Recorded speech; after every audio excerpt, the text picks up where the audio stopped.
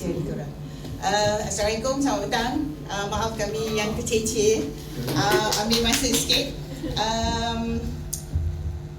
Yang dia dah sebab tadi dah set, bila dah hujung-hujung ni dia dah hilang. Okey, pernah sampai ke penghujung selatan Tanah Besar Asia? Wah, ramai. Okey, penghujung selatan Tanah Besar yang berada di Taman Negara Johor Tanjung Piai, yang mana saya kat sini nak bercerita sikit tentang Taman Negara Johor Tanjung Piai. Yang mana tadi Datuk kata hanya ada binatang saja tadi tu. Yang mana tahu orang Taman Negara ni jaga binatang tu. Okey, kita terangkan sikit apa yang ada dekat Taman Negara Johor. Kita ada 7 Taman Negara dekat negeri Johor. Dan kita ada sikit peta kecil ni kat tepi sini. So antara yang salah satunya yang kita akan ketengahkan ialah di Tanjung Piai. Tanjung Piai yang mana keluasan lebih kurang 926 hektar, tetapi hanya 1.2 km sahaja yang kita boleh pergi untuk lawati. Okey,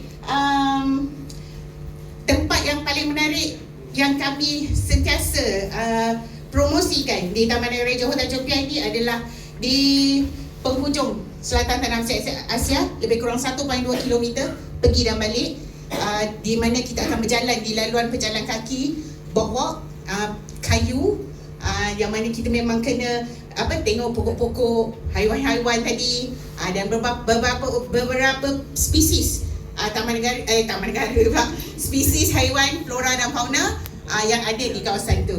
Okey, dan kita juga ada jeti 3 negara yang menghubungkan negara Malaysia, Singapura dan juga Indonesia.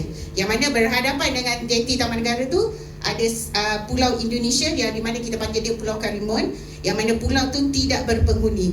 Dan uniknya Taman Negara Johor Tanjung Piai adalah laluan kepada burung hijrah. Memang betul lah, kami memang banyak-banyak binatang. Sekarang daripada monyet tadi, kami ada burung lah tadi, burung hijrah. So burung hijrah yang di mana bermula daripada bulan April hingga September dan boleh datang mengunjung, yang mana berminat dengan burung-burung ni tadi. Okey. Dan seterusnya kita juga ada mercu tanda. Mercu tanda tu di mana pertama sekali Datuk datang, tuan-tuan datang, dia akan nampak satu mercu tanda yang menunjukkan, mercu tanda tu menunjukkan peta Johor yang menunjukkan penghujung selatan Tanah Besar Asia. Kenapa Singapura bukan dipanggil penghujung selatan Tanah Besar Asia? Kenapa ya? Sebab dia pulau. Jadi dia bukan penghujung selatan Tanah Besar Asia.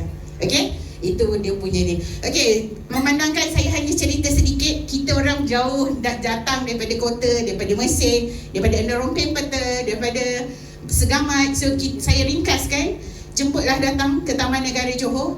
Tadi ada 7 tadi. Antara salah satunya ialah Taman Negara Johor Tanjung Piai, Pulau Kukup, Gunung Ledang, Taman Endarompeng Peta, Endarompeng Selai, Taman Laut Sultan Iskandar di Mersing, dan juga kita ada air terjun Gunung Ledang. Okey, jadi jemputlah datang, mehla ke Johor, Taman Negara Johor.